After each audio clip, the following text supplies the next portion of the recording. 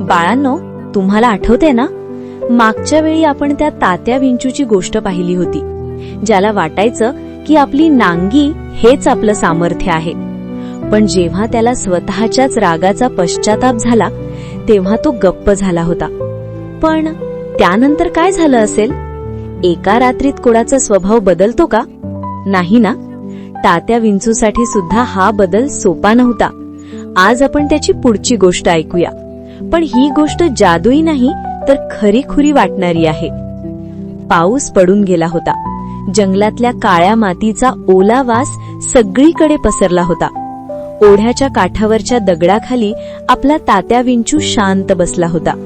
पूर्वी त्याच्या पायांचा आवाज झाला की आजूबाजूचे कीटक पळून जायचे, पण आता तो स्वतःहूनच लपून राहायचा. त्याला भीती वाटायची. मी बाहेर गेलो आणि कुणाला चुकून माझा धक्का लागला तर? त्याच्या मनात एकच विचार घोळत होता, माझ्याकडे जी ताकद आहे ती फक्त इजा करण्यासाठीच आहे का? त्याच वेळी त्याच्या दगडाच्या बाजूला एक गडबड सुरू झाली.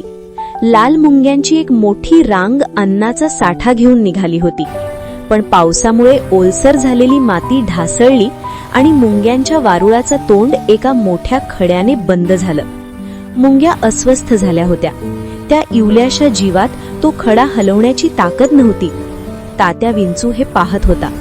एरवी त्याने या मुंग्यांना घाबरवलं असतं, पण आज त्याने हळूच आपले 2 भक्कम नाकडे पुढे केले. त्याने आपली ती भीतीदायक नांगी बाजूला वळवली, जेणेकरून मुंग्यांना इजा होऊ नये. त्याने ताकदीने तो खडा पकडला आणि हळूच बाजूला सरकवला. कुणीही टाळ्या वाजवल्या नाहीत, कुणीही भाषण दिलं नाही. पण त्या रांगेतल्या एका कामकरी मुंगीने फक्त 2 क्षण तात्याकडे पाहिलं, आपल्या मिशा हलवल्या आणि त्या सुरक्षितपणे आत गेल्या. त्या मुंगीची ती नजर तात्यासाठी लाख मोलाची होती. त्याला समजलं, भीतीपेक्षा कृतज्ञतेची नजर जास्त सुखावते.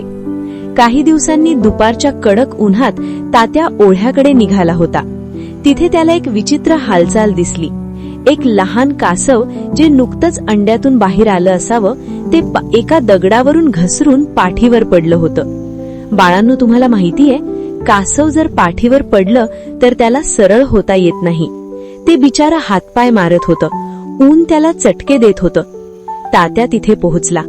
कासवाच्या पिल्लाने तात्याची ती काळीशार आकृती आणि वळलेली नांगी बघितली. ते भीतीने गारटलं. त्याला वाटलं, आता हा मला मारणार.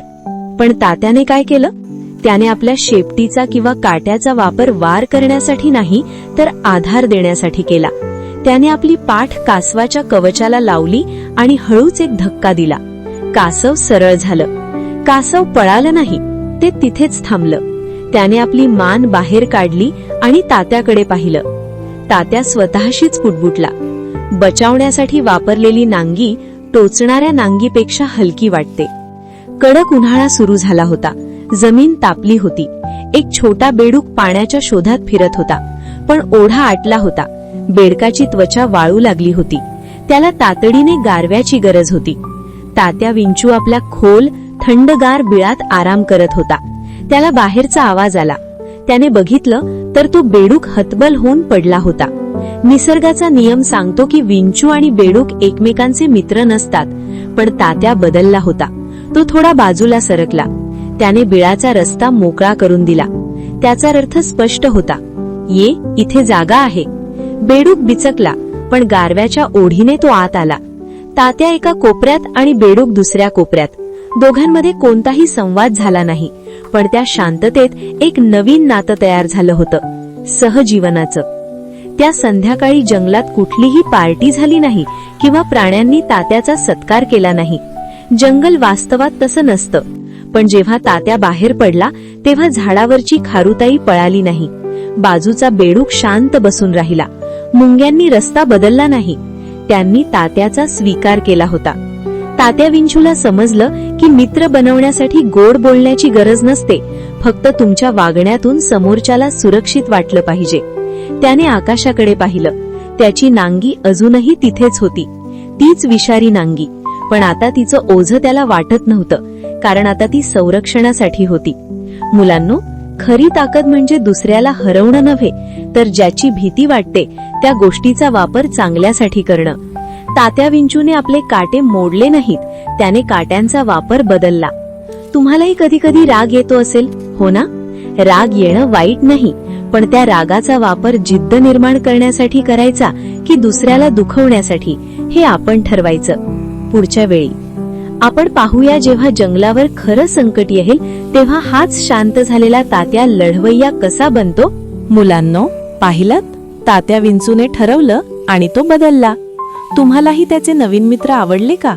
मग खाली कमेंट करून नक्की सांगा.